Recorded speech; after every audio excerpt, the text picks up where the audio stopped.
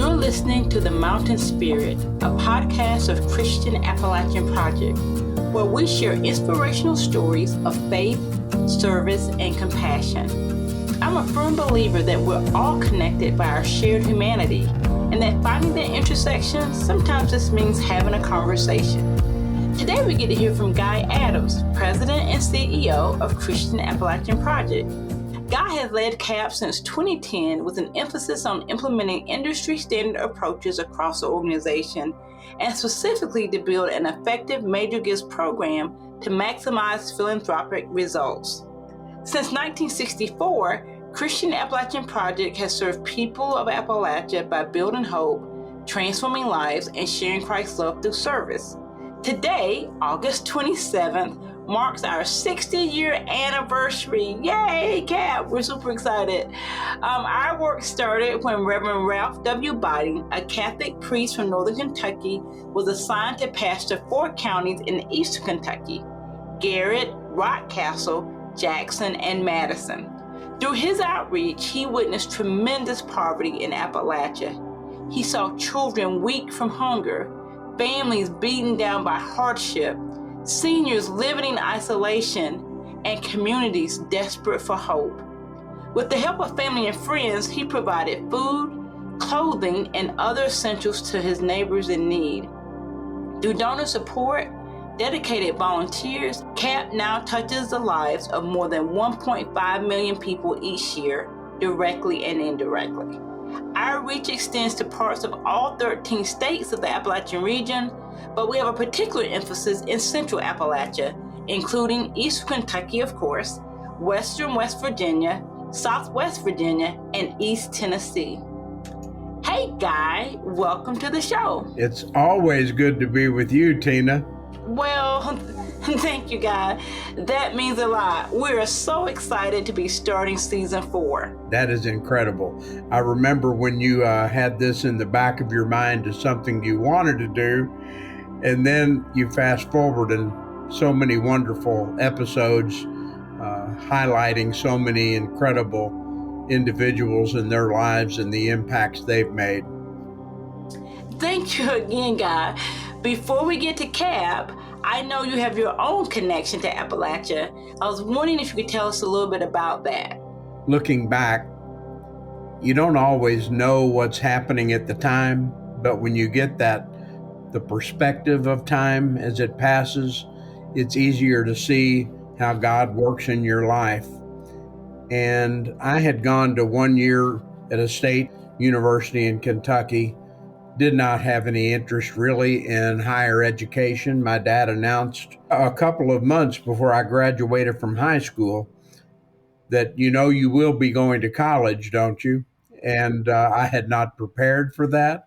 I had not taken a college curriculum preparing for that. I took a general curriculum. There are core pieces of knowledge I did not have that would have prepared me better for college.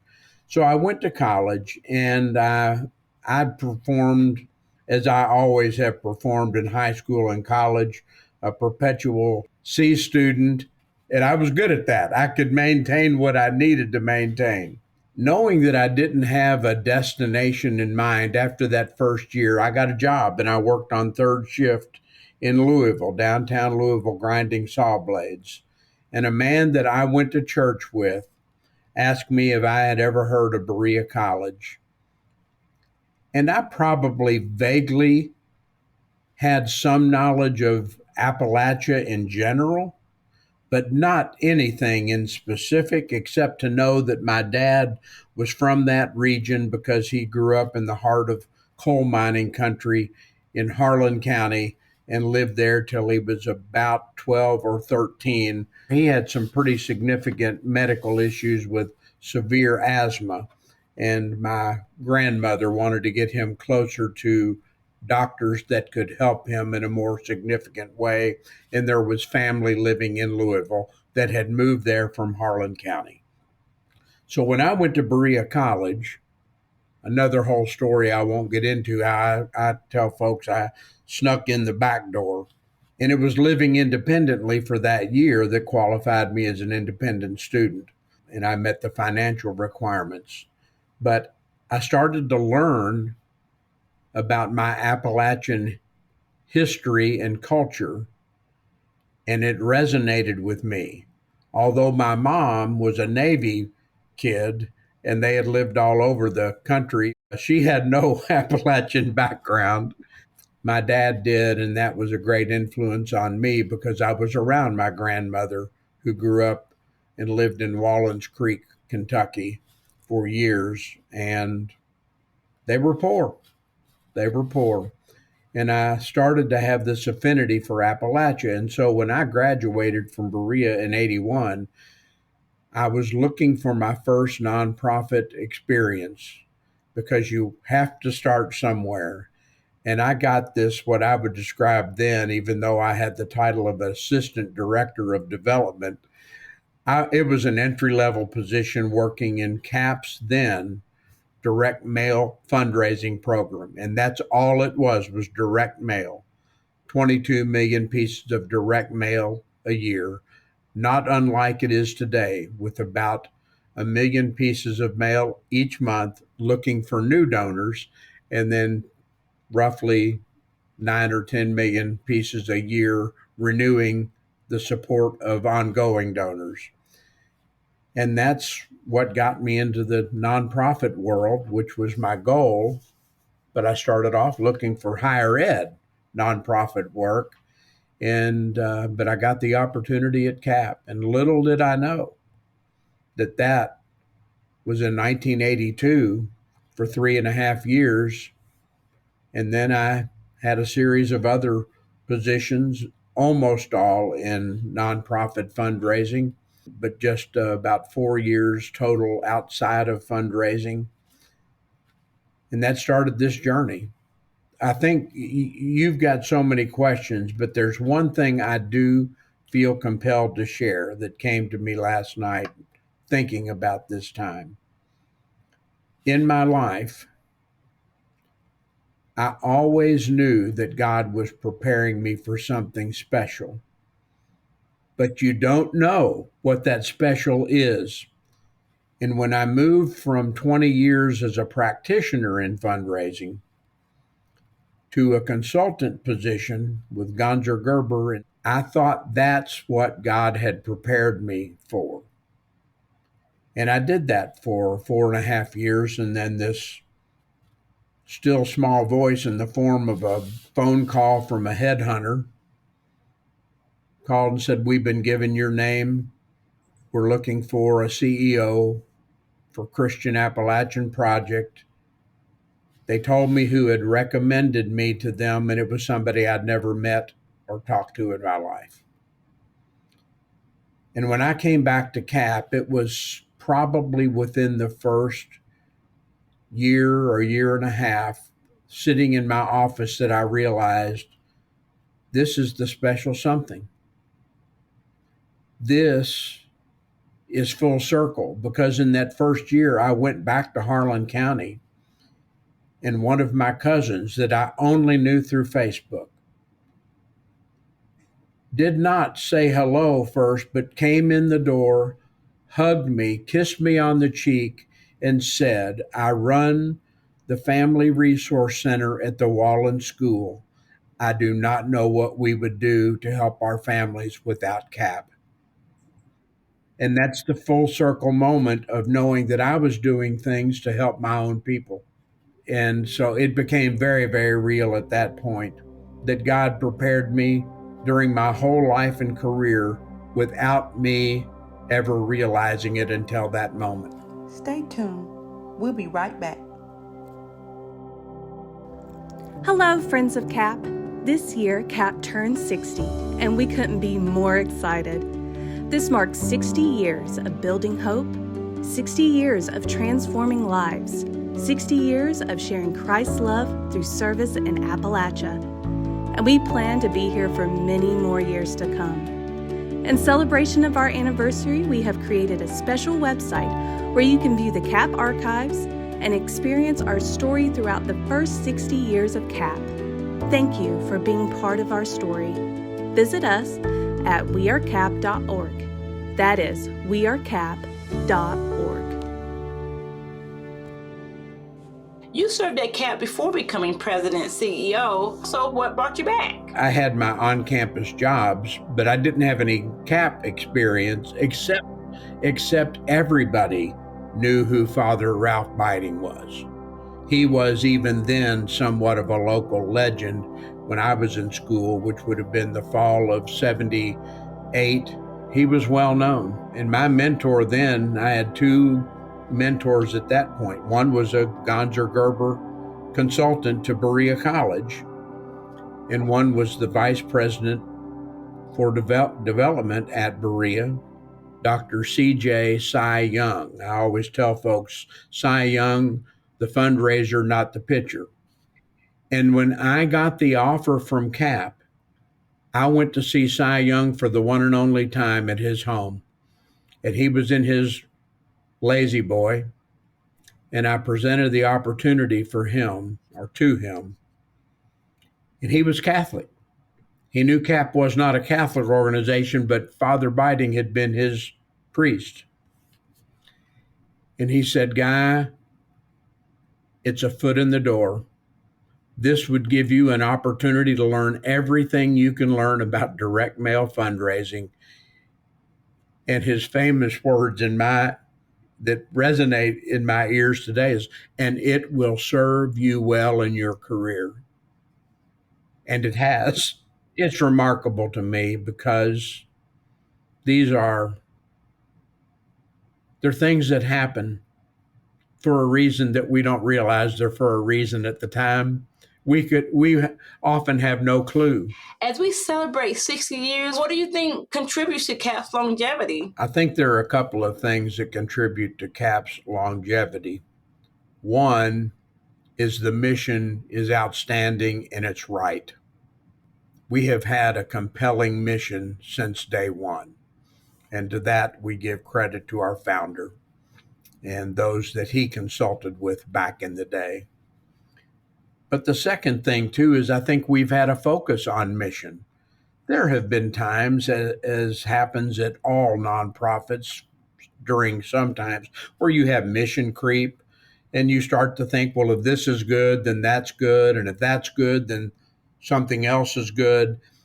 And we've gone through periods like that. But I think one of the things I've tried to do with the help of Randy Beckham when he was here before he retired as our CFO and VP of administration is to be focused on the right thing. That's what I've tried to help CAP do, focus on the right things, make sure that we're true to that spirit of we try not to duplicate services, but we try to provide services where others aren't providing them or there needs to be more impact made, all the while making sure that we're stewarding well the resources entrusted to us by our generous friends. What do you think are some upcoming challenges or opportunities for the organization? I think the biggest challenge, frankly, is to make sure that we are staying focused on what makes the greatest impact. We had more than 30 human service programs, and now we say we have 17 programs. Now, some of those are what I would call mirror programs between the Cumberland Valley and the Sandy Valley region. There may be subtle differences, but I think that that's the ongoing challenge is whether our resources stay where they are for a while through gift income from donors, or it continues to grow over time. Are we doing the right things? And, Peter Drucker said, management is doing things right. Leadership is doing the right things. That's an important thing. As leaders, we've got to decide, are we doing the right things? In your own area of communications, that's a constant review and analysis to say, I love doing this, but is it the right thing? Does it bring the best, highest level of impact? And so I think that that's one of the secrets of CAP's success is that for the most part, over those 6 decades, we've done the right things. It is not easy to decide to shift out of one program so that you might be able to do something else more impactful. I also know you're a graduate of Berea College. You mentioned that before and earlier. Can you talk about how your experience at Berea helped shape you into the person you are today? Having not grown up in Appalachia, I met and hung out with people that were from southeastern Ohio, Appalachia, eastern Kentucky, Appalachia. I keep in touch via Facebook and an occasional phone call or in person visit with some of my Berea friends, whether they were in my class or not. I happened to live with some guys that graduated a year before me, but they had some strong roots in their friend group.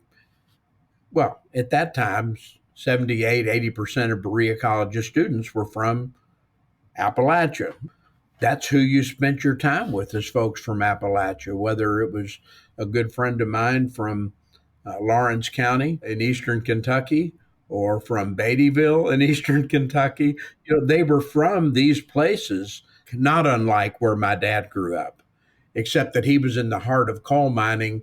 Some of them were in the fringe coal mining counties, but they understood that history.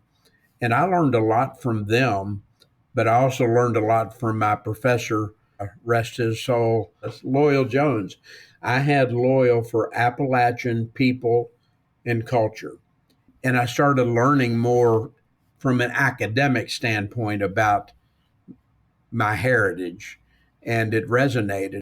And then I had an Appalachian music course, and that's when I learned more about Appalachian instruments that we think of in bluegrass music. And of course, many of them had their roots in other countries, but yet they were brought here by the folks that settled in the Appalachian portions of the U.S.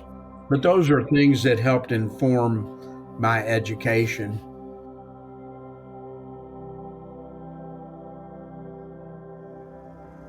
Did you know that 1 in 5 children in Appalachia go to bed hungry? Many children look forward to their summer vacation from school, but there are girls and boys whose families depend on free school meals to stretch their paychecks. With your support, children and families suffering from hunger won't need to worry about where their meals come from. Your support will ensure lunches are delivered to hungry children throughout the region. Visit christianapp.org to give today. CAP rose to the occasion during the pandemic.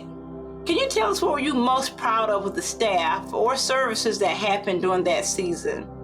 You had folks that said, I don't want to wear a mask. I'll do it if I have to folks that were extra special cautious.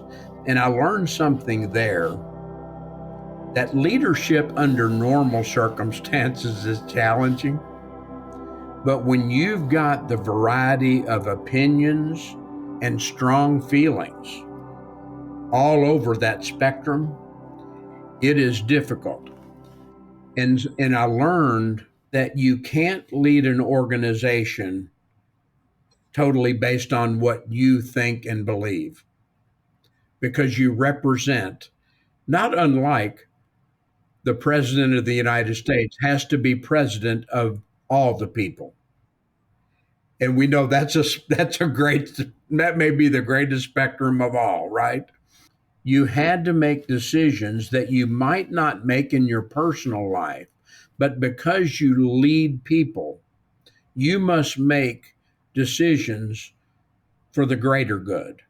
Because if you make the wrong decision and people suffer, you can find there's almost no forgiveness. And so you end up being more cautious than you might, but you just try to navigate it day by day, week by week, and you get through it as best you can. It's one of those darn if you do, darn if you don't.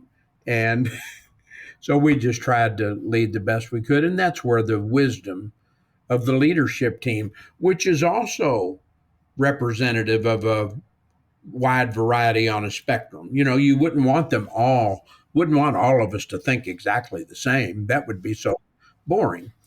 And so I think that we all learned a lot during COVID, lessons that aren't necessarily, hopefully, directly applicable, meaning that we hope we don't ever go through something like that again, but that you can apply to many situations and say, what is the right, best thing for CAP at this time?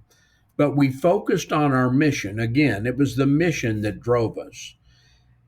And while we might not be able to go as freely to serve participants face to face without barriers for that period, we still served participants. We still made sure that food insecure people received food. Even if that meant they didn't come to a pantry, we drove it and left it on their porch or in their front yard and waved to them. Maybe even yelled to them, "Love you. We'll get together soon, I promise." And we still had phone contact when people had that availability. But we found ways to serve people, and I think it made us better because until you have to, you don't become as versatile as you might find out you are. So I think that COVID overall, while I would never want to go through it again, I pray we don't. And if it starts to come down the line again, I just pray a little louder, "Come, Lord Jesus, come." But I think we learned some valuable lessons. You still serve. You just have to figure out how best to serve in that situation. And when you look at how we slid into working in a new way, we did that in a smoother way than most any organization or business that I learned about over time. And it's because of our crack IT folks, and they were ready and they helped us get ready. In a matter of a few weeks, we were doing business in a new way. And we all found out what this visual stuff was about. We may have participated in a Zoom meeting here and there, but we didn't do it every day for our work. And it became the norm. Yeah, things were turned upside down from a work perspective, but we still served. The focus was still on mission and helping people in need in Appalachia. Thanks a lot. That's a great answer. I wanted to ask you also about the flooding. We know that disaster impacted so many communities, families over the last few years. If you could speak to that a little bit, I know we had already had the tornadoes in the western part of the state, and CAP stepped up to help with the distribution center. Then we had floods in 2021, and then floods again in 2022. I wonder if you could speak to what it was like as an organization stepping in to meet those needs and really coming alongside more than 100 families and getting them back into homes that were safe, warm, and dry.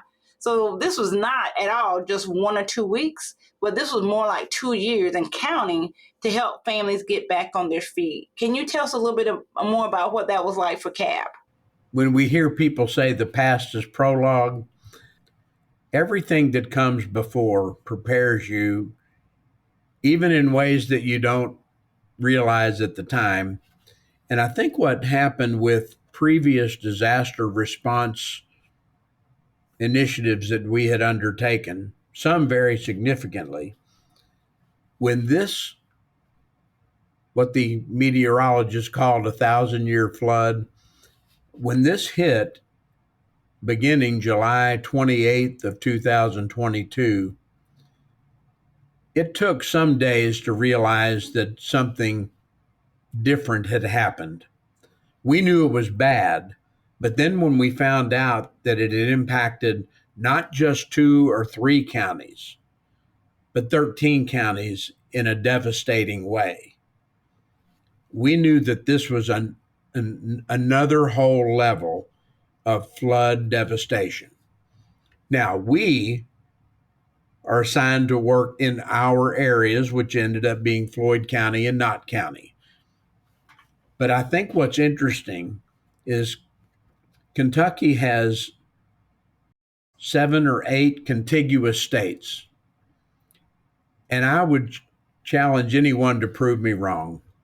because of where we are located and the people that we serve, Appalachia, but especially Central Appalachia, Eastern Kentucky, and because of our gift in kind program, Operation Sharing, we were able to impact all 13 counties almost from the beginning because we had access to getting supplies to those counties that no one in our contiguous states had the ability to do. And we were doing this for people in our own backyard, not just the hands on in Floyd and Knott counties for disaster response, home assessments, and then moving into long term recovery and home repair.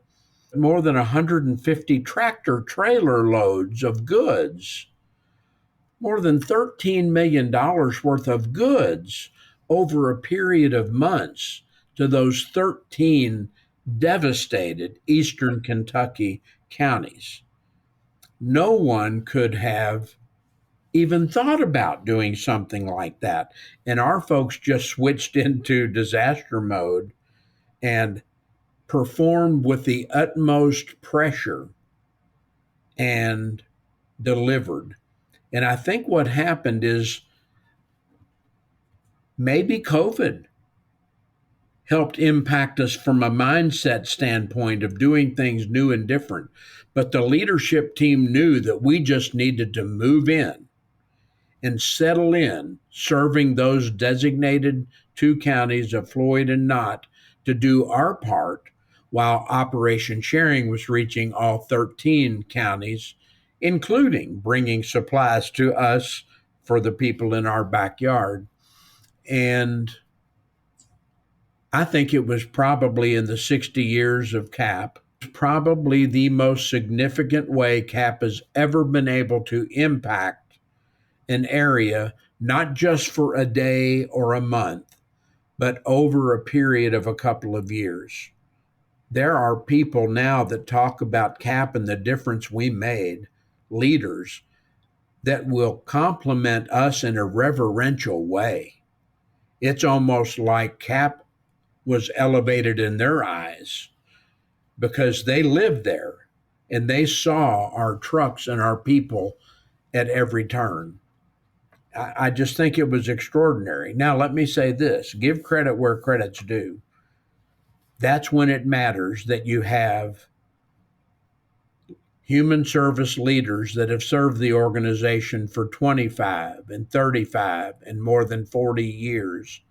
And when you have administrators who started working at CAP, not in administration, but in human service programming, that's the great difference that was made because no one had a question, what should we be doing? What should we be prioritizing?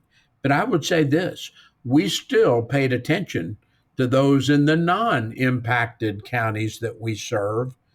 And we still met our mission, but we had to focus in a more extraordinary way in those 13 counties, but in particular the two to which we were assigned.